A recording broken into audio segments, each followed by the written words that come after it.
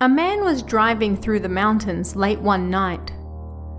Before long, he heard a sound coming from behind him. He looked in the rearview mirror, thinking it might be another car approaching him, but there was no light. He must have been imagining it, he thought, and continued driving. The next moment, something hit the window. Surprised, the man turned and saw an old lady running beside the car, grinning at him. The old lady took off, outspeeding the car. A short while later, the man crashed and died.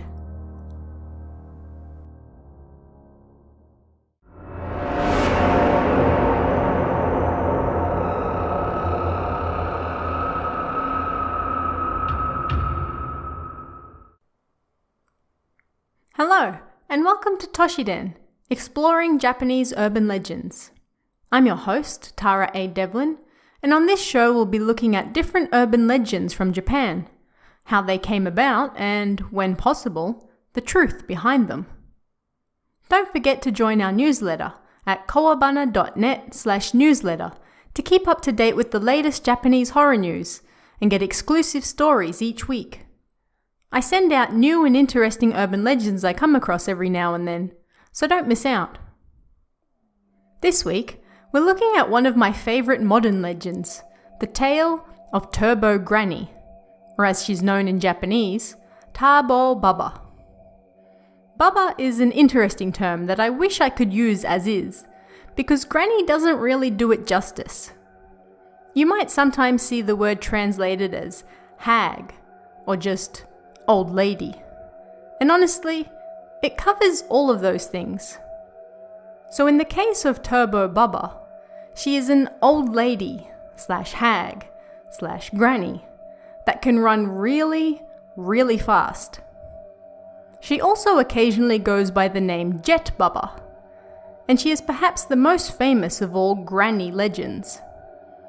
There are numerous variations on her name, where she appears, and what exactly happens if you see her.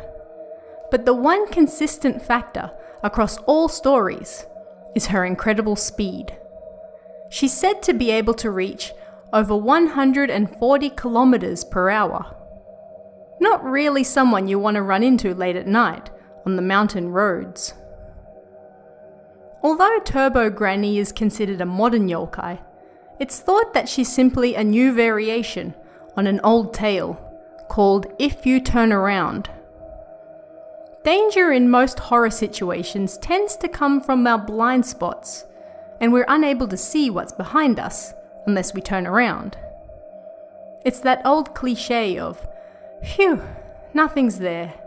It was all my imagination. And then you turn to the side, and whoops, it wasn't my imagination after all. Something is there. And it's unexpected and terrifying. In this case, the last thing you would expect to see while driving along a mountain road late at night would be an old lady keeping up with your car. Turbo Granny's traditional haunt was Dokko-san in Hyogo Prefecture, but as her fame grew, so did sightings of her all over the country. In early stories, Turbo Granny was a harmless yokai.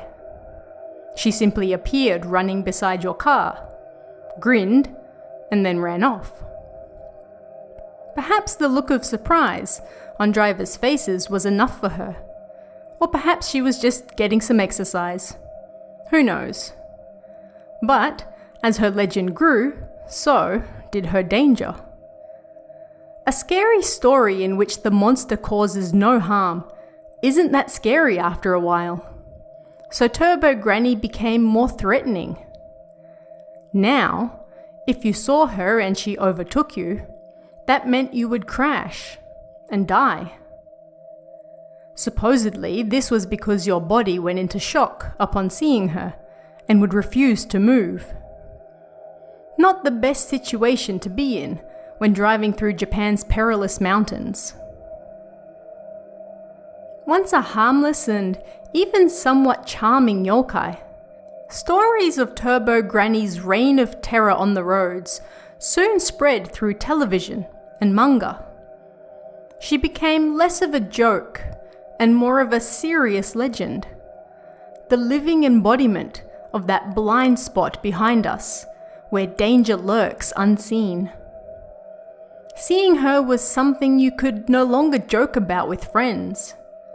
Seeing her meant certain death.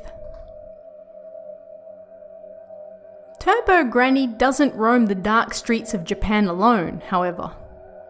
She has numerous old folk helping her out. Here are a few of her buddies, who are believed to be derived from her original story. There's Basketball Granny. She likes to dribble a basketball while chasing bikes on the road. She then throws the ball to unsuspecting riders. If they catch it, their bike will crash and they'll die. If they ignore it, the ball will hit them in the head, causing them to crash and die. There's no winning either way. She's also known as Dribbling Granny, thanks to her hot basketball skills. Then there's Coffin Granny. She likes to chase drivers, grab them, shove them in a coffin, and then cremate them, alive. There's also Bonnet Granny. She likes to jump onto the bonnets of cars driving along the highway. This is in an attempt to make drivers swerve and crash, but if you can manage to drive another 7 kilometers with her on the front of your car, she'll eventually leave you alone. Then there's Elbow Granny. She likes to chase cars on her elbows. There's a good reason for this. Like Teke Teke, Elbow Granny has no legs. If she manages to catch you, as you can probably assume, it's game over. There's also Hopping Granny. She likes to land in front of cars on mountain roads, causing them to freak out and slam on the brakes. She jumps out of the way just before they can hit her, but this usually results in the car going over the edge of a cliff, and the driver dying. And there's also Jumping Granny. She likes to jump incredible distances, just like Hopping Granny. Aside from all her old lady friends, there are plenty of other speedy folks who are said to haunt Japan's roads as well. You've got the highway businessman, who is a man in a suit who chases down cars on the highway. There's also the bike office lady. She's a company worker who chases down cars on her old-fashioned Japanese motorcycle. In Hokkaido, you have the handcart woman. She pulls a handcart and races cars with it, reaching speeds of up to 80 kilometers per hour. Then there's the crawling woman. She's a woman in white who haunts mountain roads and crawls behind cars on all fours at incredible speed. There's the missile girl. She's a high school girl who rides a missile. In Okayama, there's a skipping girl. She's a young girl near the Tsuyama interchange who wears a white blouse, red skirt, and backpack, and skips between cars at speeds of up to 80 kilometers per hour. There's also Handball Muddy-chan. She's the spirit of a girl who was killed in a hit-and-run accident while playing with a Japanese handball. Then we have Handball Grandpa. He's an old man who chases down cars while also playing with a Japanese handball.